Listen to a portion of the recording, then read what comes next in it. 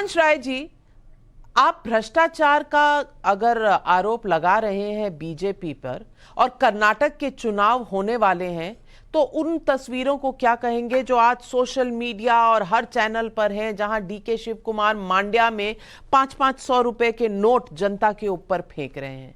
तो ये नोट आ कहां से रहे हैं और क्या भ्रष्टाचार का मुद्दा बिल्कुल देश में किसी को भी उठाना नहीं चाहिए, क्योंकि भ्रष्टाचार से विपक्ष एक हो जाता है? नविका जी, भ्रष्टाचार का मुद्दा पूरे हिंदुस्तान को उठाना चाहिए। कर्नाटक का चुनाव दो बड़े बड़े बिंदुओं पर होगा। पहला ये, कर्नाटक के मुख्यमंत्री का 40% पेसीएम जो पूरी सोशल मीडिया पे फैला हुआ है, जग जाहिर है। और दूसरा, नरेंद्र मोदी जी का अडानी से रिश्ता क्या है।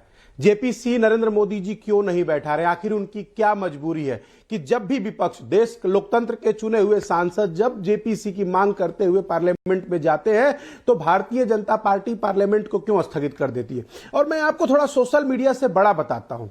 लोकतंत्र में चुनी हुई विधानसभा का मुख्यमंत्री दिल्ली के श्री अरविंद केजरीवाल, 48 घंटा हो गया लगभग उन्होंने दिल्ली विधानसभा के फ्लोर पे नरेंद्र मोदी का अडानी के साथ रिश्ता जग जाहिर किया है, क्योंकि उन्होंने साफ साफ बताया कि उनको भारतीय जनता पार्टी के जिस किसी मित्र ने कहा है कि जो नरेंद्र मोदी अपनी पत्नी के काम नहीं आए, जो नरेंद्र मोदी अपनी माता के काम नहीं आए, जो नरेंद्र मोदी अपने गुरु के काम नहीं, आखिर ऐसी कौन सी दोस्ती है कि वो अडानी के साथ निभा रहे हैं। इसका मतलब वो सारी दौलत अडानी की नहीं है, वो सारी दौलत जो है वो नरेंद्र मोदी की है। और जब तक हिंदुस्तान में लोकतंत्र जिंदा रहेगा, दिल्ली विधानसभा के बहुत बड़ा आरोप लगा रहे हैं और इतनी निजी किस्म की टिप्पणी, शुभ्रांश राय जी, इतनी निजी किस्म की टिप्पणी किसी के खिलाफ भी नहीं होनी चाहिए। और आधार तो बताइए, कोई इसके बारे में एविडेंस तो दीजिए। लेकिन शुभ्रांश राय जी, क्या कांग्रेस पार्टी इसी तरह के लांछन लगाएगी, इसी तरह के आरोप लगाएगी? मामला कोर्ट में है, कोर्ट की इंतजार नहीं करेगी, लेकिन बाहर कुछ भी कहेगी।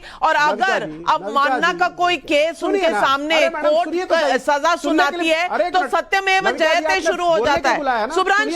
शुभ्रांश राय जी, मैं दोबारा आऊंगी आपके 60 सेकंड खत्म होने के बाद ही मैं बोली हूं, मैंने बीच में नहीं टोका आपको।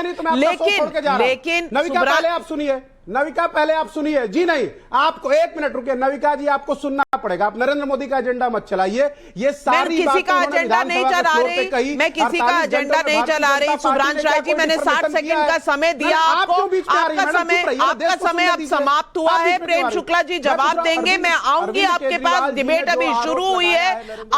आप मुझे डराइए और धमकाइए मत नेशनल टेलीविजन पे।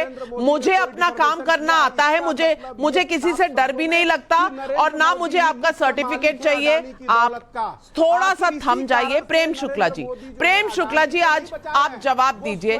जो आरोप लगे हैं और जो मुद्दे उठाए हैं शुभ्रांश राय जी। देखिए, शुभ्रांश राय जी ने जिस निकृष्ट तरह की टिप्पणी की है वो अपने आप में निंदनीय है।